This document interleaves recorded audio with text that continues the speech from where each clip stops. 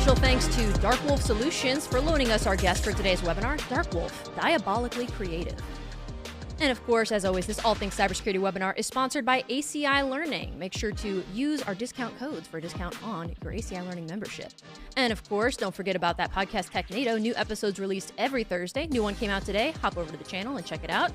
And last but not least, shout out to Wild West Hackenfest and Black Hills Information Security. That's coming up in October. If you want to see us there, we hope that you'll join us at our booth. Do we have a booth this year? I actually don't know. I don't think so. I don't think we do have a booth. I don't know if we have a booth or if we're just going to be. We go and wander, don't we? We like to roam. We like to wander. We've tried the booth thing, and it's fun, but we don't get to talk to as many people. We like to go walk about. Well, regardless, Wild West Hackenfest will be there. Our guests will be there, so we hope that you'll come and join us. But thanks so much for joining us for today's webinar. I'm Sophie. This is Daniel. You know, maybe you've seen us before, but if not, welcome.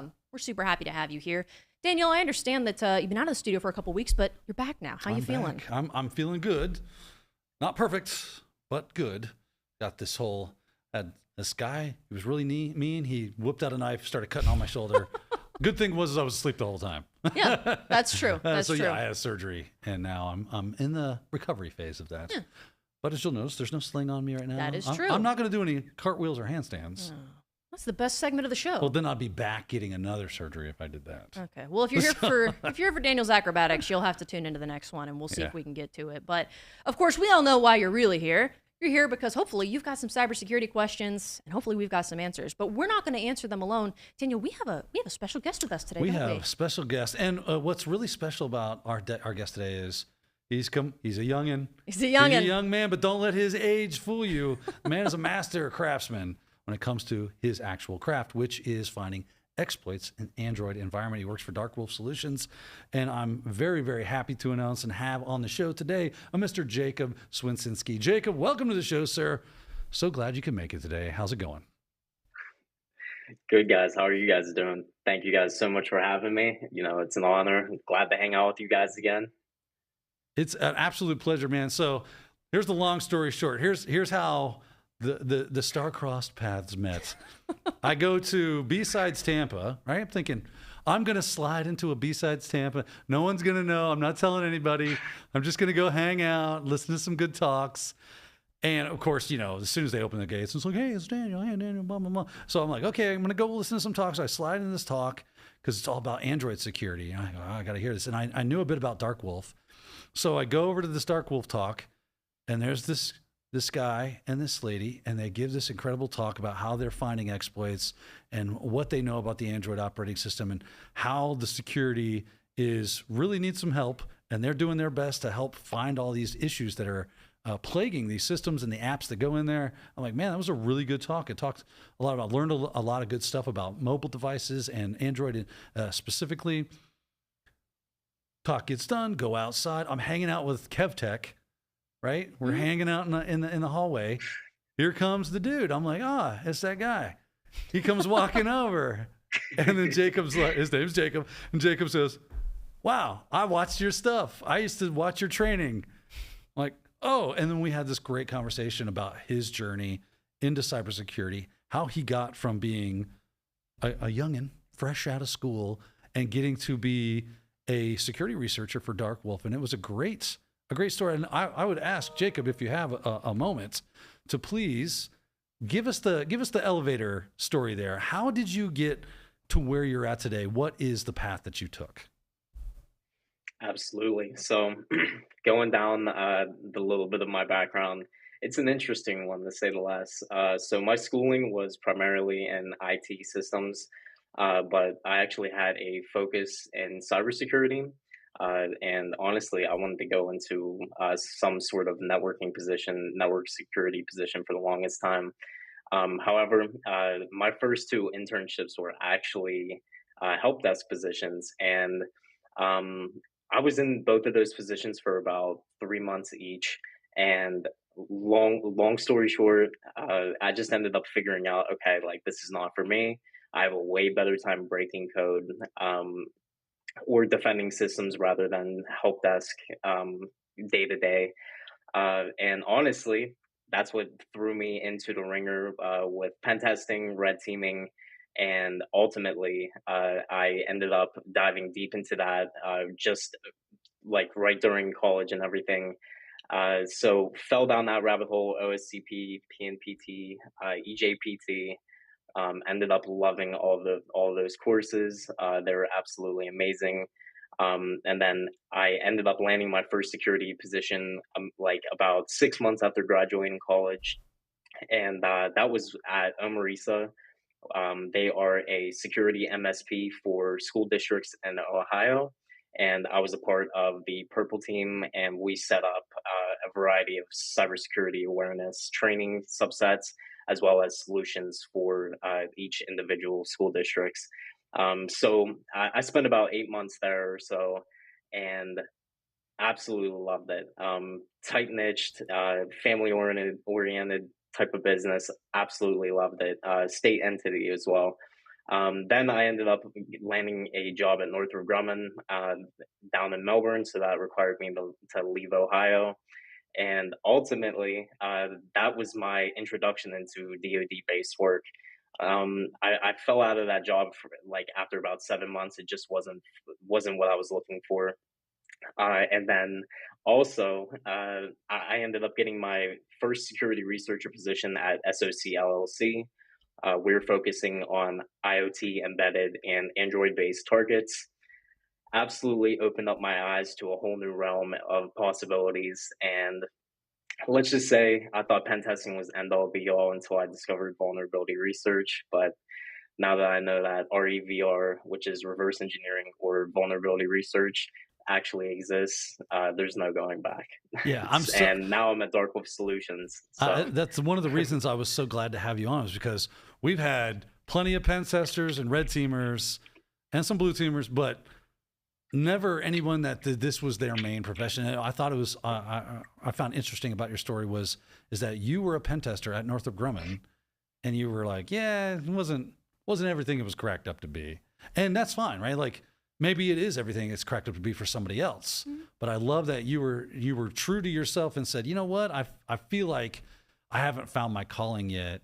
And you kept following and pulling at the thread until you did find the thing that you're landing on. So it's great to have your perspective, because it's a unique perspective. You did it really quickly. I love that your kind of your trail to get to where you're at follows a lot of common guidance that most people will tell you. Hey, start off in a help desk if you can. I mean, you said you only worked there for like 3 months, and that was the springboard into your next job. And then you only worked there for a little while longer. And then that was a springboard, and everything was a stepping stone to get you to where you wanted to be. Now, that said, you obviously put in a lot of work. You didn't get those certifications and those skills just sitting on your hands and praying to the sky. They took some work on your end, especially when it came to the actual coding aspect of it, right? That was something that was all your own initiative. You never took a formal training class on that, right? That's correct. Yeah. So initially, right before I left Northrop Grumman, I knew that I wanted to make a transition somehow. And I wanted to do something different. I wanted to start completely fresh. I was away from my family, and I decided, okay, like let's go off the deep end and do something crazy that like I never thought I could have done before. Because originally I looked at RE and binary exploitation, and I was like, yeah, there's no way I'm going to be able to do this. But I started diving into it initially, and I'm like, I'm taking this as far as I can. I absolutely love it. Like if I could crack into binaries all day long, I absolutely would. Yeah, it's so much fun. It's awesome. Well, dude, you're an inspiration to me. It makes me want to get into it. I got to be honest with you. Hey, it's awesome. Listen, if you haven't checked out my blog series on binary exploitation, you gotta get into it. Absolutely. It's Listen, awesome. I did check out his blogs. Absolutely awesome. Man, it is great work. It is an excellent resource, and hopefully we'll be able to make that available for the viewers out there so they can get into that and start to see what's the big deal about this. Yeah, I noticed one of his titles popped up towards the bottom of the screen. It did say he's a blogger. Also said, Jacob, you're an ex-soccer player and a yinzer. And I would love to know what the heck that means. So I'm actually from Steubenville, Ohio. So everybody says where I'm from. So I'm from the Ohio Valley. Everybody's like, all right, Pittsburgh is the next closest city. So everybody's like, it's 30 minutes away. It's actually like 50 minutes. But a yinzer is just like, it's like y'all, but it's like, what are yins doing? like stuff like that. So it's funny. It's like, and if you're from Pittsburgh, you're a Yenzer. Hmm. That's cool. Oh, and Yeah. by the way, if you're ever in the PA area, you got to check out the Pittsburgher from Permane Brothers. You got to. Okay. I'm putting it on my list right now You got to. because Yep. I will absolutely check that out. Hey, who says that all things cyber doesn't bring you culture? Yeah. Linguistics, history, we That's have right. it all here. It's the least right. we can do. It's the least we can do. Yeah. Now, Jacob, I do always like to start, especially since this is your first time here on All Things Cyber. I always like to start off with one question, which is, how do you feel about your current skill set, and what are you doing to reach the next level that you're looking for? Absolutely. So, one thing that we're actually primarily focused on here at Dark Wolf is Android security. And one of my weakest points right now is with object-oriented programming languages. And what are Android applications mostly made out of? It's Java and Kotlin, unless if the native background is C or C++, but mainly, primarily, it's Java or Kotlin. And I'm not very good at programming languages. I'm more comfortable on the lower level of things. But yeah, honestly, I learn best by project-based learning. So I just gonna incorporate and get a couple Java just tools like projects under my belt, and as a result from that, I think that's what's gonna take me to the next level. But that's like the only thing that's holding me back right now. I do like my skill set currently right now, but honestly, if I could just become more comfortable with C++ and Java and any other object-oriented programming language, Oh, that's man. about it. But the lower level, I love it. I've heard it 1,000 times if I've heard it once. That darn programming gets in a lot of people's way because it does look like voodoo. I'll be honest, right? But man, if you ever master any part of that stuff, you have opened up a whole new world for yourself. And obviously, that might be a good way to start getting into something like what you do in exploit development. So very, very cool. I always like to hear that. Now that my question's out of the way, I can see Sophia's kind of giving me the stink eye like, hey, there are other people with questions, Daniel.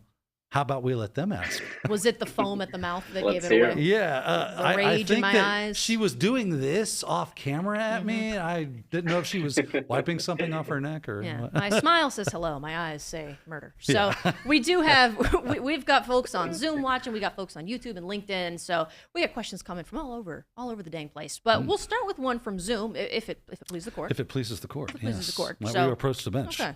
Yeah, no objections. So this one comes to us from Sabrine. Sabrine wants to know, what is the best way to get into the cybersecurity field without work experience? It's hard to find entry-level positions. That seems to be a pretty common sentiment. Absolutely. And Jacob, what have you taken a look at the job landscape out there right now? Do you agree with Sabrina about it being difficult to find these entry-level positions? And maybe even a good place to talk about, let's define entry-level when it comes to cybersecurity. Is it an entry-level type of job, or is cybersecurity an entry-level after you've been in IT for a while? What say you? Honestly, I look at it in a couple of different ways. Let's first start off with the market right now. The market's a little bit weary and a little bit saturated at the moment, especially if you look around on the various job applications. A lot of them say entry level, but they'll also say, a minimum of 5 to 10 years of experience, which that doesn't make any sense. Honestly, though, my first job that I landed as an information security specialist right outside of college, I was able to stand out from multiple other professionals that had many more years of security experience in front of me. One, because I was the only applicant that actually had the Security Plus certification from CompTIA. That made me stand out.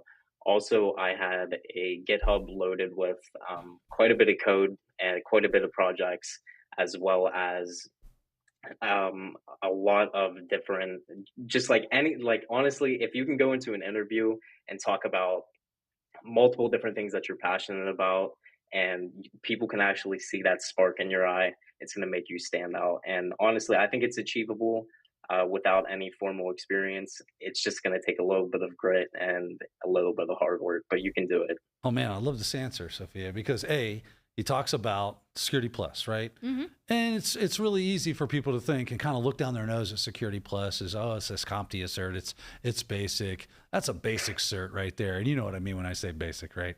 Yeah. And in some ways it is, but it's so recognized. It's so like, that is a great way to kind of help get your resume past the HR system, right? Mm-hmm. Now, okay, well that's one of the things we all know about. So it's on there, and it's not going to hurt you to go out there and get that thing. Spend a couple of bucks, invest in your future to be able to be a candidate for hire. And then on top of that, you have that basically self-branding. Jacob talks about having a GitHub full of code. He talks about being one of the only people that had just all these different types of things where he was showing his passion in cybersecurity, whereas people even more seasoned than him did not have these things. So it's a great way to show to people and demonstrate your passion and your capabilities. And he didn't require all but one entry level, right? Yeah. So it seems like a simple process, but a lot of people don't want to. They think, I'm just going to write a resume. I'm going to blast it out to 100 different companies, and fingers crossed. Yeah. You have to set yourself out and above everyone else and put yourself as a leader of that pack. Make yourself way more marketable than the other people that are applying for that job. And that's exactly what Jacob did. I think it's easy to, if you're steeped in this stuff all day long, and you're constantly hearing about certs, or you're constantly going out and getting more. That's great, but I think it's easy to get to a point where you're like, oh yeah, Security Plus. I remember my first cert. I feel like a lot of people have that attitude, and as somebody that does not have it, that is still, I've only been doing this job for a couple of years. I still have a lot to learn, and I'm like, I would have to study for a while to be able to pass that, and I would be like, pass Security Plus. Like, I'd be excited about that and proud. So I think it's easy to be like, if you're really used to it, like to lose perspective, I guess, is my point. Yeah. So yeah, I think that's a great one to, even just whether you're starting with it or whether you're like, hey, that's really the only one I'm interested in getting right now, and then we'll see where to go from there. But while it is unfortunate that the job market right now there's is no tough. there's no downplaying it. Yeah. There's no downplaying it whatsoever. Yeah, like honestly, you got to start somewhere. I know it's cliche, but you really have to. Yeah, absolutely. Right. Yeah, and like I was going to say, it was just that I know the market is tough right now. We've had a lot of tech layoffs, but and of course, there's a lot of people trying to get into a market that is laying people off. That saturates the market, kind of to Jacob's point. Hang in there. Use that time to really focus in on jobs you find attractive. Don't just throw it out there necessarily. And maybe look in other areas. You might be trying to get into cybersecurity. I think this is why a lot of people will tell you to try to get a help desk job or get a job with an MSP or an MSSP, something tertiary, get a cloud job, get something else that doesn't have so many people banging on the front door.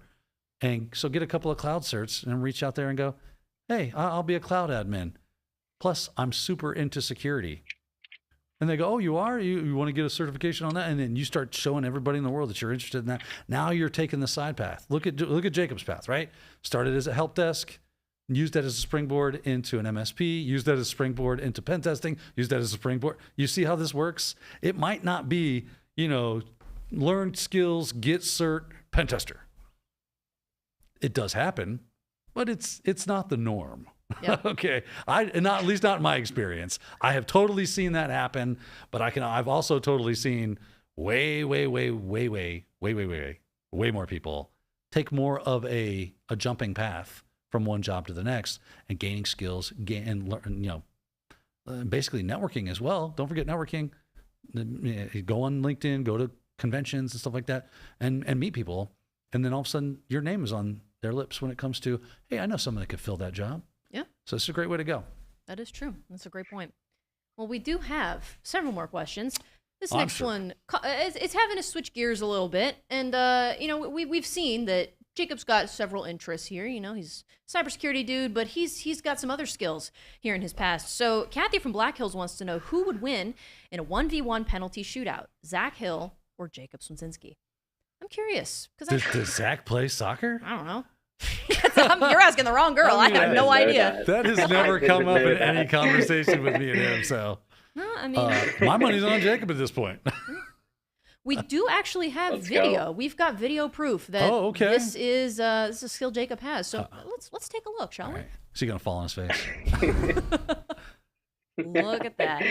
If I was better at play-by-play, I would do something. If only I knew which one was. Okay, there we go. Look at that. Look at that. All right. Left me wide open. Oh, goal! Money. Goal! Wow. Money. You're- Alonzo. You're a better announcer than I am. It was beautiful, Jacob. It was beautiful. That was Well. Chef's kiss. I think that answers that question. Yeah. We'll give the hypothetical That was W awesome. to Jacob there. So Yeah. Thanks for that question, Kathy. That's You a fun just one. see them like Thanks, taking a Kathy. stretcher to get me off the field. Yeah. Oh, we got a man down. He is hurt. I thought he hurt his shoulder. Yeah, I don't know. I don't know what happened. Yeah, I don't know what I think happened. he's just Mr. Glass at this point. He's- Well, we do have I promise we've got questions that aren't related to soccer. Oh, okay. This next one comes to us from Noelle. Noelle wants to know, where do I start to start a career in cybersecurity? What classes do I start with as a complete beginner? Complete beginner. So complete Clean slate. noob. They know nothing. That's me. Jacob, what would be your advice? Someone off the street going, you know what? I've been a truck driver for 35 years. It's time to move on, do that cyber thing. What should I do? What do you do? Absolutely. This is a great question, and honestly, great timing too. I'm actually helping my friend in Texas right now try to land the spot and help desk. Personally, the first thing that I recommended was study for your A plus, go for your Security plus. One of the biggest things that I see lacking in the industry with a lot of other professionals is a lack of networking knowledge, and networking knowledge is absolutely critical. You have to know how two devices communicate with one another. You have to know the troubleshooting steps via the OSI model. If something's to go wrong, where do you start? Where do you finish? Honestly, I would start with either of those. Pick up a couple projects, put them under your belt, so that way you can talk about them within various different interviews that you're going through. I know a lot of people they're for and they're against setting up, AD environments, home labs per se. But honestly, I'm all for them. I think it's important learning about ACLs and learning about various AD, different technologies, as well as, misconfigurations that you can accidentally make or, best practice configurations. So I would definitely start there on the Windows side, and then pick up Linux. Don't be too scared of the CLI. You actually start loving it more than anything, more than the GUI after a while, I promise. But definitely get some hands on with Linux and get some hands on with Active Directory plus some networking. I love this answer so much. I don't know how to describe. Down in my soul. Everything about what you just said is absolutely correct, in my opinion. Now, you might differ, and that's okay. But for me, this is answer of the year right here, right? You're starting off as a new person. You don't know anything. There's a lot to learn. And as Jacob said, and I've seen this myself as well, I can't tell, how many times have I said this on All Things Cyber?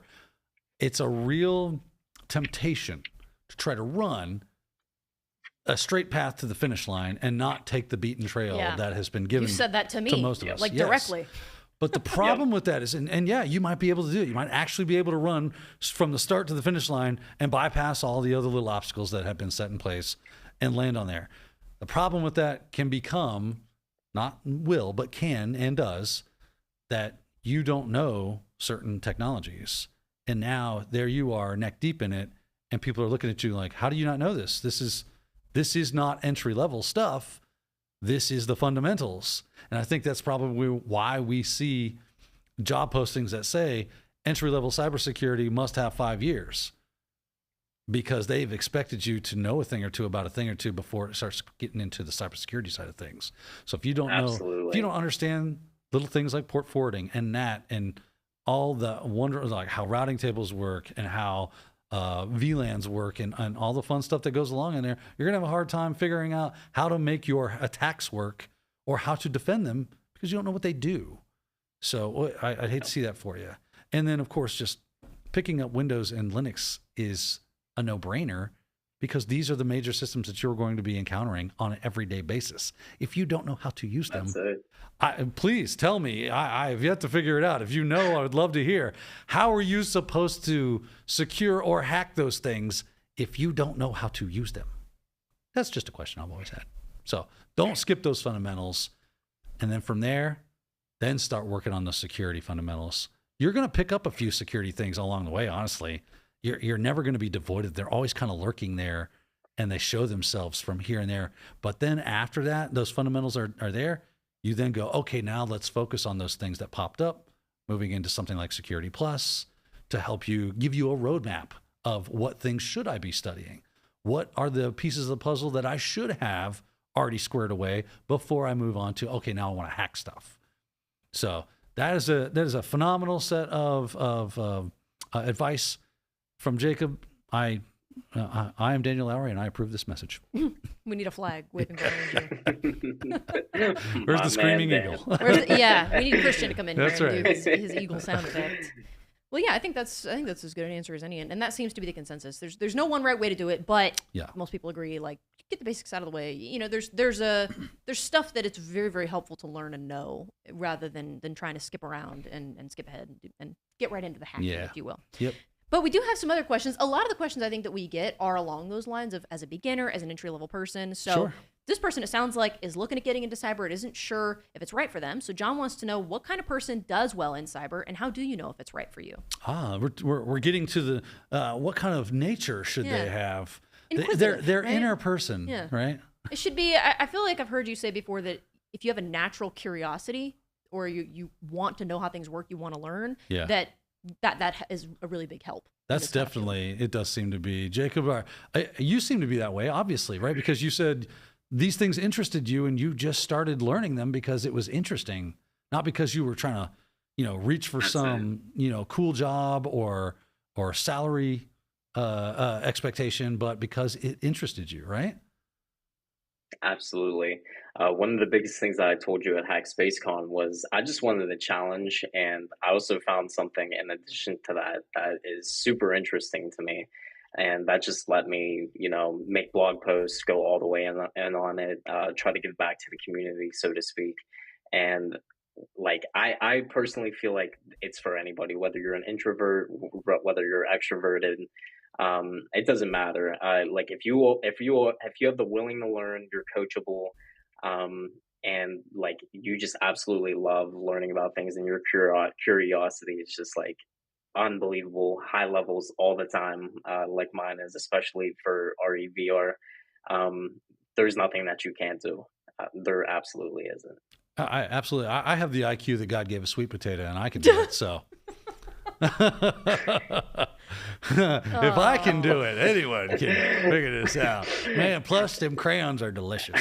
I don't know what I was expecting. Purple ones are tasty. The Marine Corps. There we go. The Marine Corps. Oh, goodness gracious. Cool. I don't know what I was expecting, but it certainly wasn't that. Daniel the Yam, everybody. Thank you so much for that tidbit. We got more questions to come, so we'll get into it. Lacey is watching from Zoom, and Lacey wants to know, what is the key skill employers are looking for in a cybersecurity specialist? Can it be narrowed down to one skill? I would assume it's by the job, right? It depends on what job you're looking at. So the skills are obviously going to vary depending on those jobs. But maybe they're speaking more generally, regardless of what specific silo you're looking to go into, what is the most expected skill in there? Jacob, what do you think? What do you think the most expected skill is?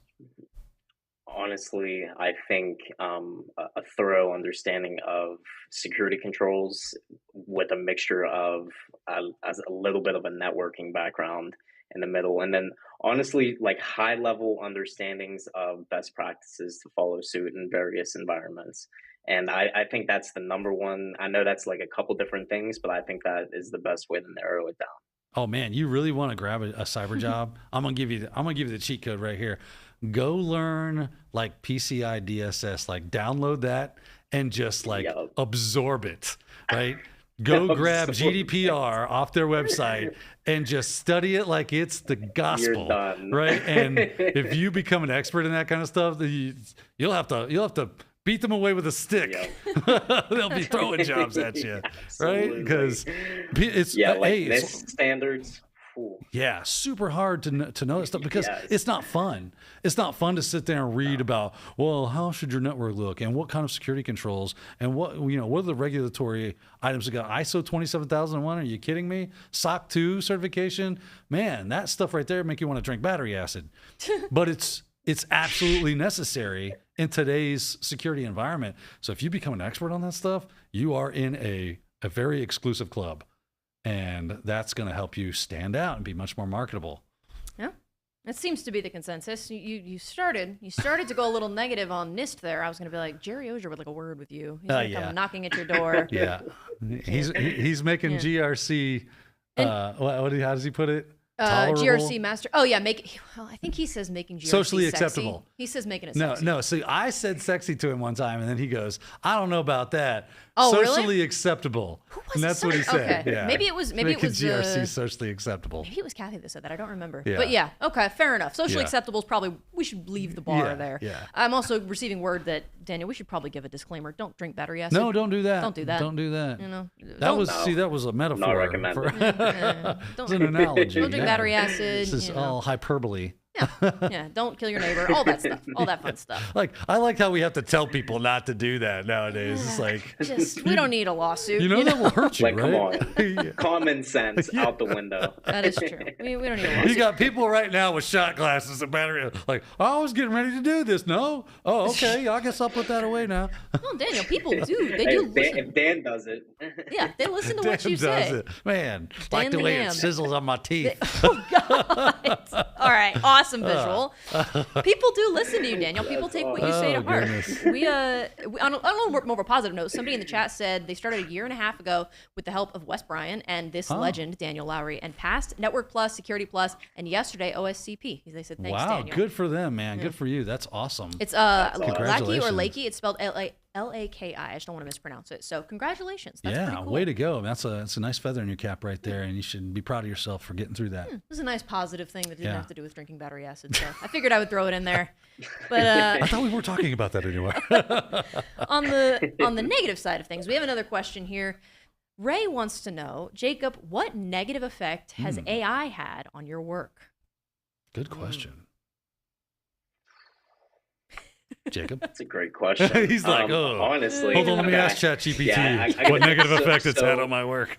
Yeah, well, I gotta do a little prompt engineering real quick. Honestly, it's had more. I know you're asking about the negative effects, but it's had more positive side effects than anything, in my opinion. I actually use it every day, and all of my coworkers, we actually use it all day long, every day long. It's really good with boilerplate code. However, the negative side effects, I think, with the lower tier learning models, I think language models, I think they're being too rapidly released in mainstream platforms. So you look everywhere on social, various social media platforms, various websites. They're being thrown into web apps left and right. And honestly, I just don't feel like we're ready for that big leap yet. And that's been about the only negative side effect that I've seen directly, but that's about it. Well, I know a website that will remain nameless that has that. Because, yeah, right. I think the problem with that and why that's happening is that it comes out, it becomes this amazing tool, and everybody's, lauding its praises and how awesome it is and what it can do. And of course, people want to, as quickly as possible, incorporate that into their system so they can say, we are using bleeding edge technology. And honestly, I've been hearing about AI and ML my whole career. I got to be honest. You can't go to RSA or Black Hat or something. All the vendors are screaming from the rooftops of how we have AI and ML in our device. We have AI and ML in our application. We're using this in our EDR solution. We're using that, and so on and so forth. The buzzwords. I know with the LLMs and that kind of exploding here within the last year or so, as that has gained popularity, you're right. It's probably too fast, too soon. But that's kind of the name of our game, right? Look at IoT, right? When IoT, what was it? It was cool. You mean we can put a computer inside of anything. I can put it in my dog's chew toy and access it from the internet and see how many times he's bit it all day long. Awesome. Make it happen. Let's do it. Yeah, and sell that monkey. It's going to be great. It's going to make some money because I got all these cool features. And how did that work out? Right? This is the whole reason you've got a job, is because that was a dumpster fire of security nightmare fuel. And we had to do a lot of backtracking and a lot of going, whoa, whoa, whoa. So here's the thing. The IoT was awesome, except for the part where we didn't do security because we were so quick to push it out to market. Let's back up for just a second and start slapping some security in there. And then now it's starting to get a whole lot better. Same thing's going to happen with AI, in my opinion. Absolutely. Well, I'm hearing from Caleb that we don't know if you were joking or not, but they do actually have an AI dog toy that exists. I was just making crap up. Smart Bone. Wow. So I wonder, interactive autoplay modes control the puppy toy by using joystick, and you can make it drive? Oh, so I wonder if so it's kind of like a little robot. Yeah, like a little set of wheels or something, like a skateboard truck or something. Huh, so there's this movie with Tom Selleck called Runaway. That's futuristic. Okay. Right? And it's about how your autonomous home robots start killing you. And he has to, they're being used as assassins. Yeah, it was your dog Should toy. I add it to the list? Yeah. Okay. I'll add that movie to the list. I've got Watch out for that It's assassin really robot. bad. It's a really bad movie. Oh, really? Yeah, it's not entertaining at all. Oh, okay. It's not even so bad it's entertaining. It's just bad. Yeah. I had a hard time with it. Maybe I'll watch it anyway once I get through the other 800 We can have a movies shared experience. that are right? Yeah, we can talk about how bad it is. Yeah, together. where we struggled through it together. Yeah, me and Jacob will Jacob, we'll do our Sophia, homework. You watch Runaway with Tom Selleck, 1984, I believe. Yeah, we'll reconvene. God help you. Awesome. Let's do it. Awesome. I'll let you know my thoughts. Yeah, Gene Simmons from Kiss is in this movie. There it is. There it is. Like as a cameo, or like he he's is an playing assassin. A No, he's a full-on part of the show. Is he good? Actually, he's not bad. He's not the worst part of it? He's not the worst part of it. The story is the worst part of it. Oh, okay. The movie is the worst part of the movie. Yeah, the movie is the worst part of the movie. Okay. Well, back to the questions. Back to the questions. Where were we? Sidetrack. All right. We have got a question from Victor. Victor wants to know why C or C++ and not C# for malware analysis. Would it be better to learn the latest and greatest version? I don't know where to start with that one just because I don't know much about it. Well, do you do much malware analysis in your job, Jacob? Not malware analysis. I did get into a little bit of maldev for a little bit. A couple months ago, I was doing various process injection techniques and stuff like that. Yeah. Personally, I don't have much experience with C# at all. C and C++ are my stronger suits. Especially C++ whenever it comes to actually utilizing the Win API. I just find C++ integrating way more friendlier and being more user-friendly whenever it comes to the scary custom Windows data types. And just honestly, I think C++ streamlines the usage of Win API, but I can't really speak on C#'s behalf. I personally haven't used it very much. With that being said, though, I do have a couple projects for process injection techniques using C, but like I said, I think C++ is the way to go. Gotcha. I had Mike Saunders on from Red Siege. He's their lead red team for Red Siege. And we did a whole course on maldev, basically, for bypassing AV and EDR systems, kind of the basics in that, and doing process injections and different techniques for obfuscation and stuff. It was a lot of fun. And he exclusively used C#. And I think it comes down to basically what's your poison? Like, if you like C#, you're a C# dev, then you're going to want to use C# because it's all about getting the loader to work.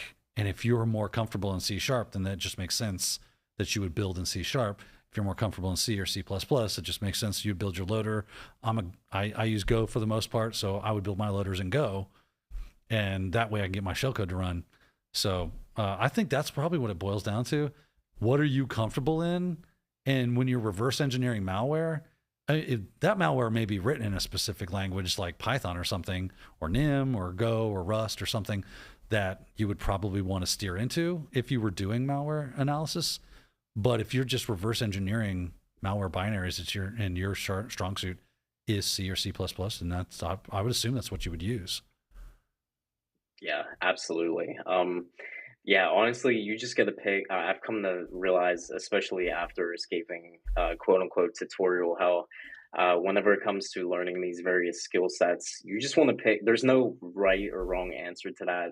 You just want to pick the programming language that's going to best suit your skill set, whatever you're most comfortable with, and whatever programming language that has the actual capabilities you need to accomplish the mission.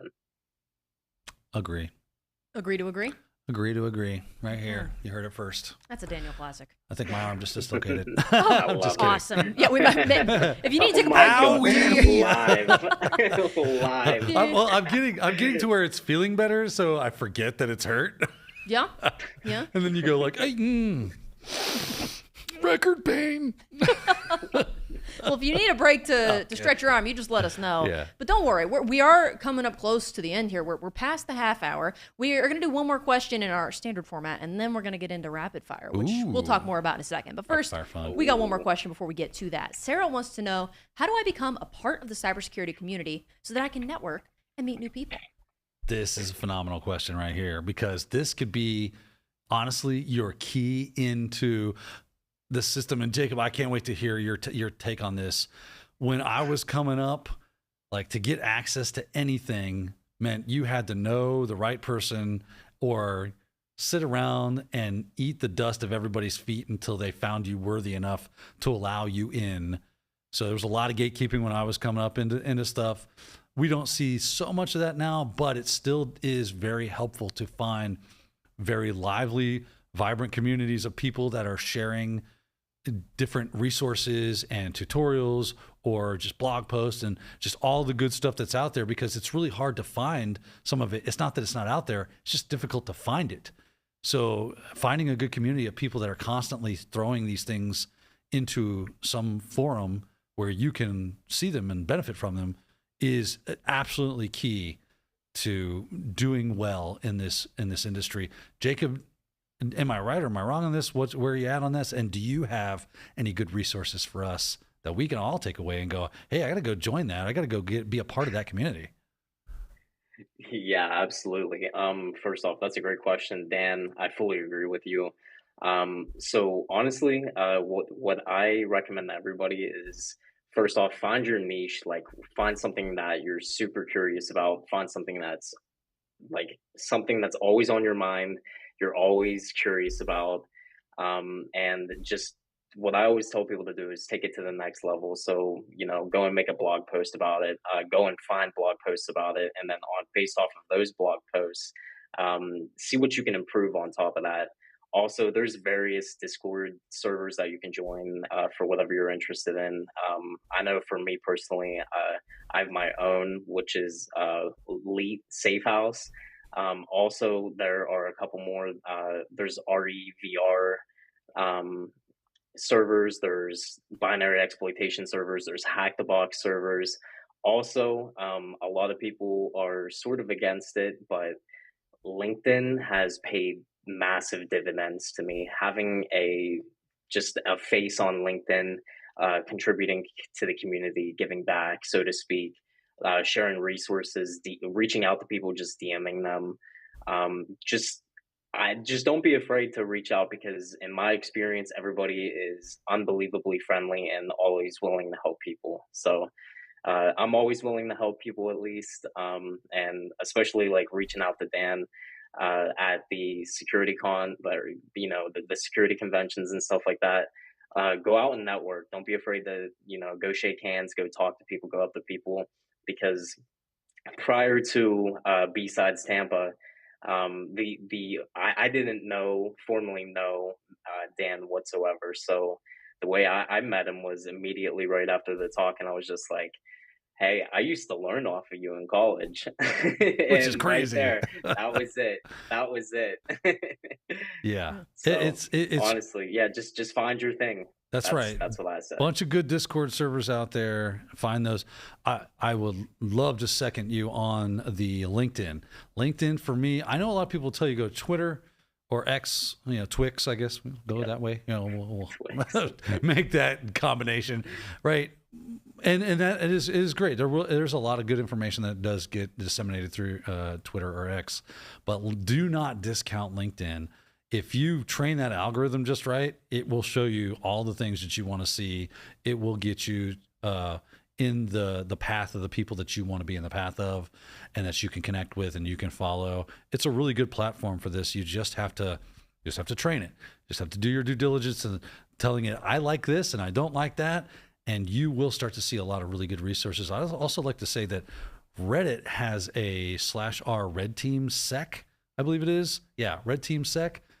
I find little nuggets of joy in that subreddit all the time. So it's little weird enclaves like that are out there on the interwebs. And if you find them, they pay off. What is it? Hack Tricks is another one. iRed Team. Hack Tricks. Right? A lot of great stuff. Mm-hmm. Jacob's blog is pretty phenomenal. So he sent it to me and I look at it, I was like, this is awesome. Why are you hiding this? Bad dog. Bad. I know. I gotta publicize it. You do. It's great. It's such a great resource. So these are the things. Oh, there's his blog. Publishing it for you. There you go. Yeah. There you go. A lot of good stuff in there. So once you start kind of connecting with the right people, like Jacob said, go to these cons and meet people.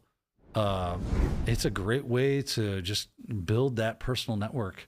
How many people Sophia, have you met just being a part of, kind of hosting for me and doing stuff that we do? I would say outside of the people that work physically in this office and for ACI Learning, pretty much everybody that I know in this industry has been through either working with you or going to these conferences, working with Kathy. It's all been connections through you guys. So, it's not like I worked a bunch of cybersecurity jobs before this. I was a telecom major. Yeah. So, Kathy was a broadcast journalist, right? And then she came into CEH with me. And now she's a project manager. She had a great time, right? For Black Anti-Siphon. Hills. Yeah, Anti-Siphon. It's like, you meet the right people and you're cool, man. You're going to find some work and people are going to want to work with you. Yeah. So you got to get out there and get your name and start building those relationships with some awesome people. You'll find them. Don't get me wrong. There's the jerks out there and you move on. Like Daniel. That's it. But you're right.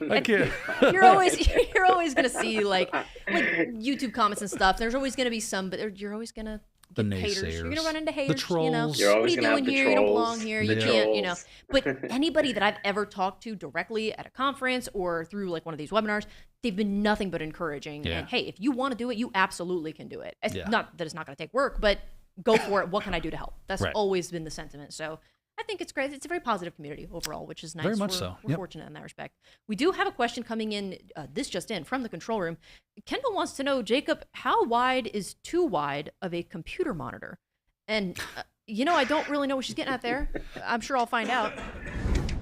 Oh, wow. There you go. Is that one monitor? Hey, that's one. Good night, son. It looks like a giant robot eye from the back. I cannot believe the numbers that posted. Dude, I got to pixel peep that and see what's going on your screen. You can't get long enough. You Wow. cannot get long enough. We're too wide enough. That's what do you like, a Twitch streamer or something? And that's what you use it for? I mean, it's a 360 degree monitor. It's he has to go under it and come up in the middle. Unbelievable. all right, free advertising for the maker of that monitor. That's there. right. And would you like to shout out the sponsor for today? All right. Well, hopefully that was a good answer for you, Kendall. That is quite the monitor there. That is quite the monitor. Now that we've got an answer and a visual on that, it is time for the segment that I warned you about earlier. It's time for rapid fire. Oh yeah.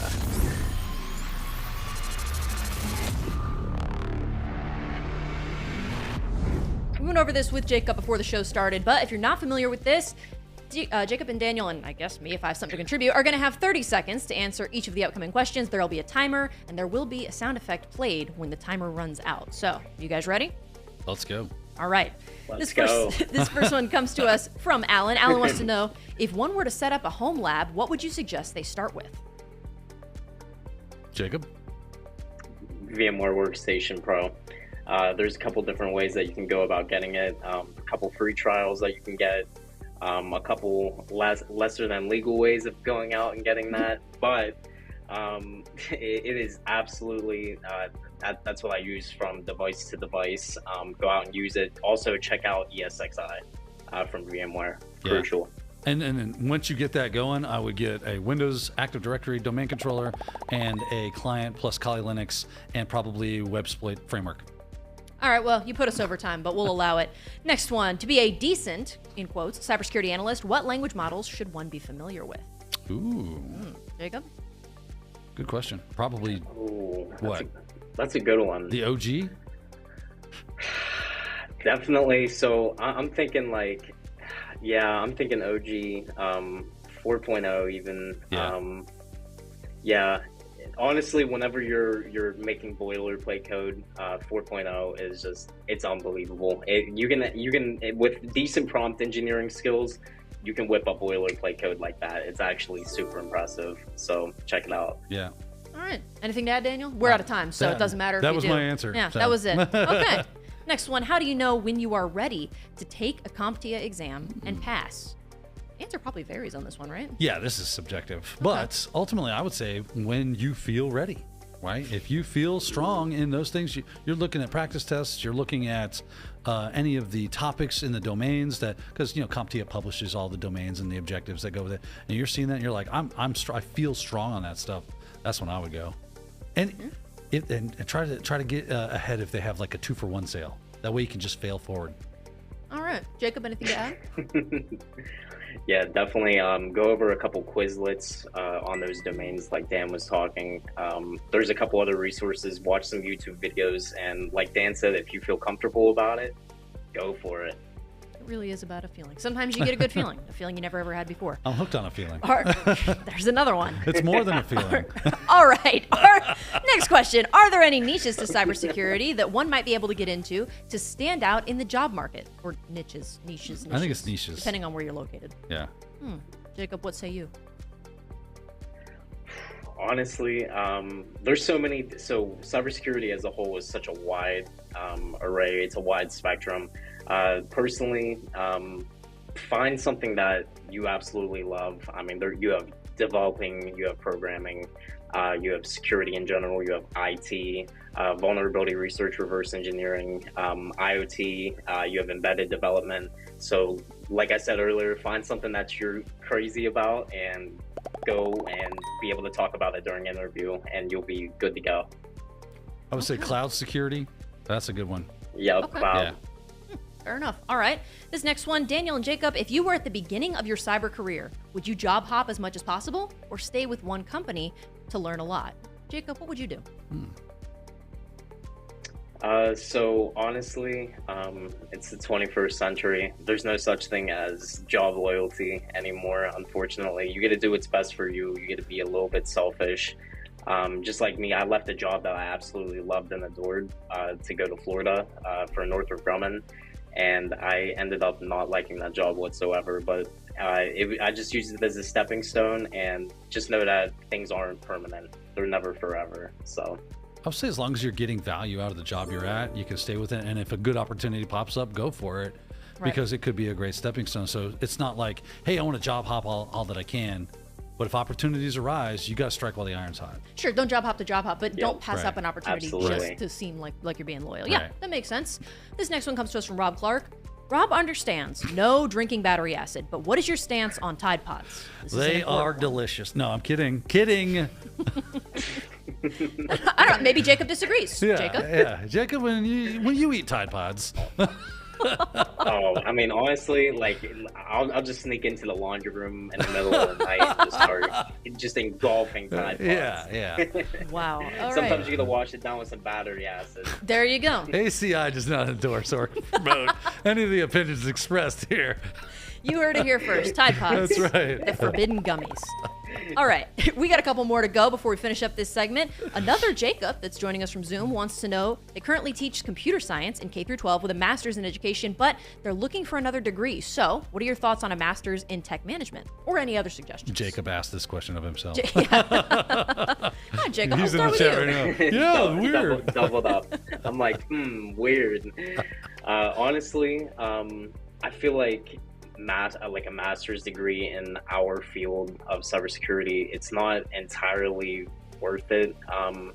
I feel like initially, like, it could really help you land the job, but like I said, if you can speak greatly about whatever you're passionate about, and from prior experience, if you have that, minimum, I mean, I know people with associates and bachelor degrees and no degrees as well who fly past people with masters and PhDs. So yeah, and I mean, you speak specifically of tech management, so that might be useful as far as tech and security goes specifically. Just if you're talking about higher education, it depends on the school, depends on the program. If you're from MIT, obviously, that's going to hold more weight than if you're from, Jonesville University from Southwest, Mississippi, that no one's ever heard of. And maybe it's a great program. There are those schools that are like not well known, but they have great programs. So in the security sphere, they're known about. So you have to do your research on making sure that program is recognized as useful. Yeah, absolutely. It's like anything else. Some schools are known for nursing programs or whatever. Yeah, you just got to do your research. All right, this is going to be our last one for rapid fire. What have Jacob's experiences been dealing with IT auditors, and what recommendations would he have for IT auditors to be more impactful? That's a great question. It's a unique one. 30 seconds, Jacob. Go. That's a good one. So, wow, IT auditors. So one thing, so whenever I was working at the MSSP, I was right next to the CISO, and oftentimes the biggest thing that we felt in order to prepare ourselves as much as we possibly can for an IT audit, be familiar with best practices, make sure that you're actually implementing those best practices, and just going above and beyond for especially like training and awareness purposes throughout your environment. All right. That's as good an answer as any. And darn right. That, I believe, is going to wrap up our rapid fire segment. I know you're exhausted. I know. We appreciate you guys bearing with us for that, because I know it's very high pressure, very high stakes. I could yell at you when the timer went off, but I didn't do that. So consider yourself lucky. Now You were taking it easy. I was being nice. I was being generous. It's your first time. Yeah, I'm not always like that. That's right. But I had a coffee today, so I'm feeling good. Now, next time she'll shove you down a flight of stairs. It's true. An elevator shaft actually is my onto preferred some method. bullets. Nice. Yeah, sure. Now I know we're coming up on the end of the hour here, but before we go, really quick, I did get word. I have a person in my head. I got word that we want to give a special shout out and a thanks to today's sponsor, which is a surprise to me. So I'm curious to see what they're cooking up in the control room over there. Today's sponsor, battery acid, the corrosive kind. From East Penn. Wow. Yin's battery acid. Wow. A whole quart of it for $10. That's really not bad. Free in-store That's a steal. Oh, my you get goodness. a ton of those. Yeah, I get a pallet. I get about a pallet. Amazon Prime. Subscribe and save. We are nothing if not reckless here on All Things Cybersecurity. Well, yes, thank you to today's sponsor. And ask your doctor if battery acid is right for you. He's going to say no. He's going to say no. He's going to say no. But yeah, that's pretty much going to do it. I know we mentioned, Jacob, your blog, and so definitely make sure to check that out, guys. Is there anything else that, I know you're on LinkedIn. Are there any other channels or anything like that you want to shout out, or are you not really a social media guy? No, honestly, just on LinkedIn. That's pretty much about it. You can actually follow me on Instagram at Swiss Security LLC. Go and check that out. We just ended up dropping some new Swiss Security swag. Definitely go and check that out. It's some pretty cool stuff, but just a little side thing that I have going on. Yeah. Okay. Well, hey, good for, Don't just hate a little on side yourself, thing. son. And send me some of that That's swag. it. No biggie. No biggie. Hey, Let's go. I'm gonna go Let's check go. it out. Yeah, we'll have to check that out after the show. And of course, like we said, check out his blog. Look at that. There's Yeah, the swag. that's really cool. It's got his signature on it and everything. I don't have a shirt. I don't. Yeah, that's true. You could probably make one. Yeah. Sell it on your YouTube channel. I have my breeches one that I want to make. Oh yeah. Don't give it away. Oh yes. Yeah, you know what I'm talking. I told you. Yeah. It's a surprise. Yep. All right, I'll keep my mouth shut. Well, that's gonna. Unless there's anything else you have to add, Daniel. No, we're good. This was a lot of fun. I really enjoyed having Jacob on, and hopefully we can have him on again sometime. It was a good time. I will say it's nice to. I love all the guests we have on. Yeah. It is nice to see somebody in my same decade. It's it's enjoyable, right? You know, I understand that a lot of I folks we love have it. on, they've got years of experience in this industry. I Yeah. get that, but it's nice to have somebody on. So, Jacob, I do appreciate that. I don't feel so alone in the world anymore. Young blood. Yeah, sure. Yeah, that's a little scary, but all right, yeah. sure. Well, thank you. Of course, Daniel, we're happy to have you back in the studio. Jacob, thanks so much for joining us. Tune in next month. We're going to have InfoSec Pat here on the show, so you won't want to miss that. Check out today's TechNado. It was released this morning, but otherwise, thanks so much for joining us, and we'll see you next time.